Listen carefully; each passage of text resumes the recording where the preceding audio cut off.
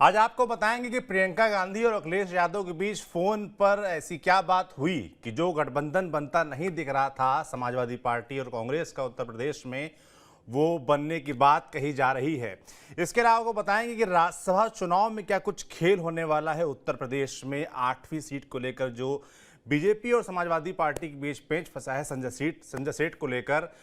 BJP इसको लेकर क्या रणनीति बना रही है, कोर कमेटी के बीच बैठक में क्या कुछ हुआ, और उसके अलावा जानेंगे कि समाजवादी पार्टी और राजा भैया के बीच विधानसभा चुनाव के बाद अब लोकसभा चुनाव और राज्यसभा चुनाव को लेकर कोई डील हो गई है क्या। और अंत में बात करेंगे उस टिकट घोषणा की, शिवपाल यादव की टिकट घोषणा की, या आखिर क्या चचा को बदायूं भेजकर फंसा दिया गया है। बातचीत करने के लिए हमारे वरिष्ठ साथी पंकज जी लखनऊ से जुड़ रहे हैं रोज की तरह, और आज एकदम जो है हरे भरे मैदान के सामने खड़े हैं, तो अच्छा सा लग रहा है बैकग्राउंड पंकज जी।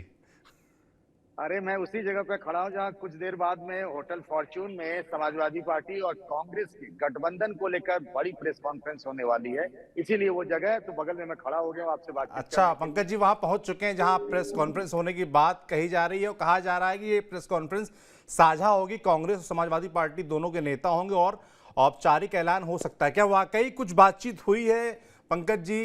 प्रियंका गांधी और अखिलेश यादव के बीच क्या बातचीत हुई, कुछ हुआ है ऐसा? देखिए, बिल्कुल गतिरोध हो गया था 19 तारीख को जो लिस्ट भेजी गई थी 17 लोकसभा सीटों को लेकर, और वो लिस्ट भेजी गई थी समाजवादी पार्टी की तरफ से कांग्रेस को। उसके बाद मुरादाबाद और बिजनौर का मामला आ गया, तब से बिल्कुल डेडलॉक था, कोई बातचीत नहीं हो रही थी। उसके बाद में प्रियंका गांधी वाड्रा की एंट्री होती है। आप जानते होंगे सौरभ भाई की प्रियंका गांधी की तबियत खराब हो गई थी, और इसीलिए वो रायबरेली अमेठी में राहुल गांधी अपने भाई की न्याय यात्रा में शामिल नहीं हो पाई थी। वो बोलने की स्थिति में भी नहीं थी। कल वो बोलने लायक हुई। आज सवेरे करीब 8:30 बजे के करीब में प्रियंका गांधी ने अखिलेश यादव को फोन किया। पर उससे पहले एक और जरूरी बात, और जी जो आपको बताना चाहता हूं, कि प्रियंका ने सबसे पहले अपने भाई राहुल गांधी से बातचीत की कि आखिर करना क्या है। अगर गठबंधन करना है तो ठीक है, एक कदम पीछे भी हटेंगे, बातचीत करेंगे। अगर नहीं करना है तो वो भी बता दीजिए, क्योंकि राहुल गांधी यूपी में ही है, और ये कहा गया था अखिलेश यादव की तरफ से कि आखिरी कॉल राहुल गांधी को लेना है। राहुल गांधी आखिरी कॉल ले ही नहीं रही थी। बात वहीं की वहीं अटकी हुई थी, पेच वहीं का वहीं फंसा हुआ था। प्रियंका गांधी ने पहले राहुल गांधी से बातचीत की, वहां से मैंडेट लिया, और उसके बाद उन्होंने अखिलेश यादव से बातचीत की। अखिलेश यादव ने पहले उनसे तबियत का हालचाल पूछा, फिर दोनों के बीच में बताया जाता है कि छोटे हल्के फुल्के अंदाज में हंसी मजाक भी हुई अखिलेश यादव को लेकर के, उनके कुछ पिछले स्टेटमेंट्स को लेकर के, और फिर बातचीत शुरू हुई। और जो बात फंसी हुई थी मुरादाबाद को लेकर, प्रियंका गांधी ने कहा कि उस मुसीबत को छोड़ दीजिए, हमें मुरादाबाद की सीट चाहिए ही नहीं, बिजनौर की सीट चाहिए ही नहीं। और ये वो बात थी, टर्निंग पॉइंट था प्रियंका गांधी का जो वो ऑफर था, और वहीं से बात जो है ट्रैक पर आ गई। वो जो बिगड़ी हुई बात थी ना, वो बिगड़ी हुई बात बनती नजर आने लगी। अखिलेश यादव का भी मूड ठीक हो गया, और आप जानते ही हैं कि मूड ठीक होना तो बड़े से बड़े काम हो जाते हैं। और फिर बातचीत ट्रैक पर आ गई। ये कहा गया कि भाई मुझे सीतापुर चाहिए। सीतापुर से कहा जा रहा है कि वो नकुल दुबे, आप जानते होंगे मायावती जी। सरकार में मंत्री थे, बीएसपी में रहे, कांग्रेस में आए, वहां से शायद उनके लिए प्रियंका गांधी उनको चुनाव लड़ाना चाहती है। एक उसकी बात हो गई, और ये बात तय हो गई थी कि सीटों की संख्या 17 ही रहेगी। प्रियंका गांधी मान गई इस बात पर, और यही अखिलेश यादव चाहते थे, कम से कम मेरी भी तो कोई लाज बच जाए। 11 से बात पहुंची 15, 15 से 17, और फिर अब कांग्रेस से कहा जा रहा था कि 2 और दे दो 19, तो फिर कल को कहा जाता कि 2 और दे दो। तो कहानी खत्म नहीं हो रही थी, हरी अनंत, हरी कथा अनंता की तरह। प्रियंका ने एक बात और कही कि समाजवादी पार्टी ने उनको जो बुलंदशहर और मथुरा की सीट दी है, उसके बदले में अगर संभव हो तो श्रावस्ती से उनको श्रावस्ती लोकसभा सीट दे दी जाए, जो समाजवादी पार्टी के खाते में। अब आप पूछेंगे कि श्रावस्ती सीट क्यों, तो जी मुझे जो अंदर की खबर मिली है कि नसीमुद्दीन सिद्दीकी, ये भी बीएसपी के कोटे से जो कांग्रेस में आए हैं, एक जमाने में मायावती के बड़े करीबी नेता होते थे, और बिल्कुल। श्रावस्ती में मुस्लिम वोट भी ठीक ठाक है, और पिछली बार वहां बीजेपी हार भी गई थी। अभी वहां राम शिरोमणि जो है वो वहां से बीएसपी के सांसद हैं। तो पता चला है कि नसीमुद्दीन सिद्दीकी को वहां से प्रियंका गांधी लड़ाना चाहती है। ये बात डील हो गई। अखिलेश यादव ने कहा कि सीतापुर का मामला तो अभी निपट गया, और ये मथुरा और बुलंदशहर के बदले श्रावस्ती वाली बात जो है, इस पे मैं अपने लोगों से बातचीत कर लेता हूं, क्योंकि अखिलेश यादव ने भी इन दोनों लोकसभा सीटों के लिए ना, मतलब श्रावस्ती के लिए अपने मन में एक उम्मीदवार तय कर रखा था। तो जरा जी एक बार उससे ही बातचीत कर ले, अपनी पार्टी के लोगों से बातचीत कर लेंगे, और फिर तय कर देंगे वो। और इसके बाद वो मुरादाबाद चले गए, जहां वो संभल के जो सांसद है समाजवादी पार्टी के शफीकुर रहमान बर्क, वो जी। बीमार है, चल रहे हैं, उनसे मिलने के लिए। और वहां जाके अखिलेश यादव ने कह भी दिया कि गठबंधन तो पक्की है, तय है, और थोड़ी देर बाद में अनाउंसमेंट भी हो जाएगा। तो अब समझिए कि कांग्रेस और समाजवादी पार्टी 2024 के लोकसभा चुनाव में साथ साथ यूपी के दो लड़के और उनके पोस्टर फिर से एक बार यूपी के सड़कों पर दिखेंगे जैसे 2017 में दिखे थे।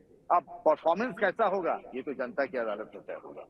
बिल्कुल, यूपी के दो लड़के फिर से साथ आने की संभावना बन गई है।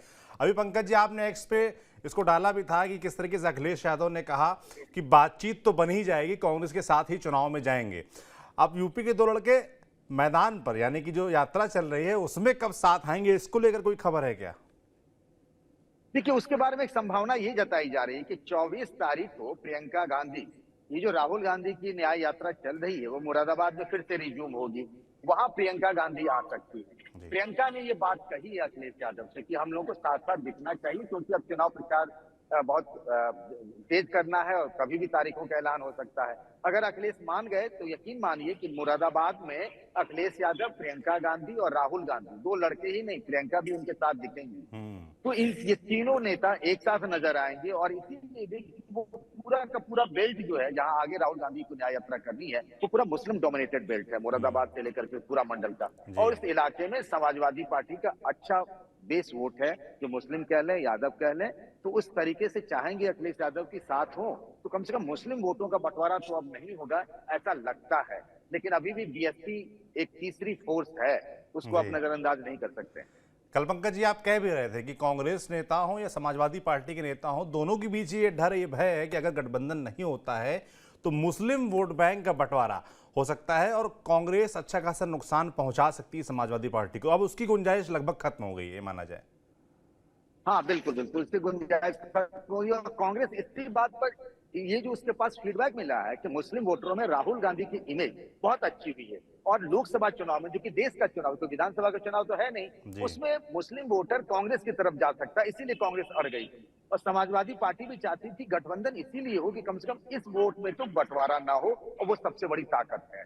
लेकिन एक चीज बताऊंगा, शेयर करना चाहूंगा सौरभ, जी। कि आज ये होटल फॉर्च्यून में हो रहा है, इसको लखनऊ में बोलते हैं जागरण चौराहे पे, 3 स्टार होटल। जी। और मुझे याद आता है 2019 के वो दिन जब होटल ताज में, 5 स्टार होटल में, मायावती और अखिलेश यादव साथ साथ प्रेस कॉन्फ्रेंस किए थे। जी। आज जब कांग्रेस और समाजवादी पार्टी के अलायंस का वो हो रहा है अनाउंसमेंट, तो अखिलेश यादव मंच पे नहीं रहेंगे, कांग्रेस से अजय राय रहेंगे और यूपी के प्रभारी अविनाश पांडे, और समाजवादी पार्टी की तरफ से राजेंद्र चौधरी और उनके प्रदेश अध्यक्ष नरेश उत्तम पटेल, जिनको बहुत लोग, अभी भी बहुत लोग जिनको जानते भी नहीं है, जी। और होटल फॉर्च्यून में। तो तस्वीर बिल्कुल बदली हुई थी है। वो गठबंधन, ये गठबंधन, जमीन आसमान का फर्क है, कम से कम इमेज के हिसाब से देखें। तो क्या इसको सबक के तौर पर लिया जाए, जो आप याद कर रहे हैं 2019 का मौका, कि मायावती और अखिलेश साथ थे और जोड़ी लंबी चल नहीं पाई, साथ लंबा टिक नहीं पाया, तो क्या ये इसी तरीके से इस बार, ताकि बाद में फिर से ये फोटोएं, ये वीडियो इस्तेमाल ना हो, देखो साथ आए थे लड़के और अलग हो गए, जैसे 17 के बाद हुआ, तो वैसी स्थिति ना बने, इसलिए बच रहे हैं क्या साथ आने से भी? बिल्कुल बिल्कुल, आपने पकड़ लिया, आप इशारा समझ गए मैं जहां जाना चाह रहा था। जी कि जी कम से जी। कम ये जो साथ के गठबंधन के ऐलान का, क्योंकि कल क्या होगा राजनीति में वो किसी को नहीं पता, फिर विधानसभा के चुनाव होने हैं 27 में, जी। पता नहीं सीटों को लेकर समझौता हो ना हो। तो कम से कम इस मौके में बड़े नेता साथ साथ नजर नहीं आना चाहते हैं, इसीलिए एक विकल्प के तौर पर दूसरे श्रेणी के जो नेता हैं उनको मंच पे लाया गया है अनाउंसमेंट करने के लिए। बिल्कुल। अब इस गठबंधन के बाद बात करते हैं राज्यसभा चुनाव की, क्योंकि राज्यसभा चुनाव तो वैसे तो कई राज्यों में होने थे, पर सबकी नज़र टिकी हुई उत्तर प्रदेश पर, जहां पर एक सीट को लेकर पेंच फंस गया है। आसानी से अगर देखा जाए तो 3 सीटें समाजवादी पार्टी और 7 सीटें भाजपा जीत सकती थी, मगर क्योंकि आरएलडी ने शिफ्ट किया एनडीए की तरफ, औपचारिक घोषणा हालांकि अभी बाकी है, मगर उसके बाद समीकरण ऐसे बदले कि अब भाजपा ने अपना 8वां कैंडिडेट उतार दिया, संजय सेठ को, और चुनाव गया है फंस। पंकज जी, अभी पता चला है कि बीजेपी की कोर कमेटी की बैठक हुई है और जो एक्स्ट्रा वोट चाहिए उसको लेकर कुछ रणनीति बनी है, क्या कुछ हो रहा है लखनऊ में?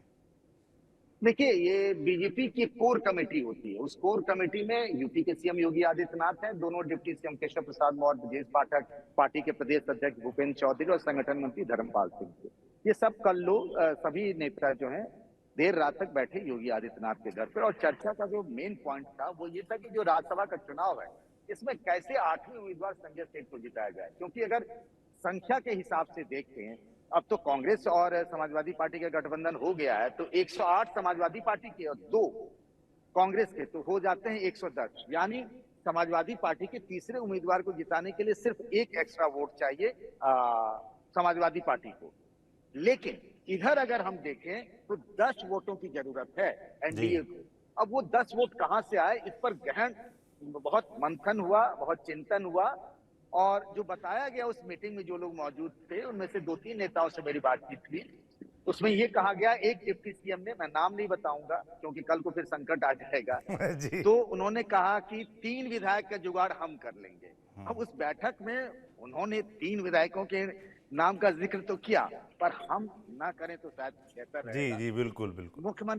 मुख्यमंत्री की तरफ से भी कहा गया कि मेरे भी संज्ञान में 2-3 विधायक हैं, उन पर काम हो रहा है। और दूसरे डिप्टी सीएम ने भी ये भरोसा दिलाया कि 2-3 हम कर लेंगे। अब अगर इसे जोड़ दें तो 3-3 6-2 8, और अगर उधर से 3 विधायक जो रमाकांत यादव, इरफान सोलंकी समाजवादी पार्टी के विधायक जेल में हैं और ये माना जा रहा है कि उनको परमिशन नहीं मिलेगी वोट डालने की। और राजा भैया वाला जो मामला है वो अलग है।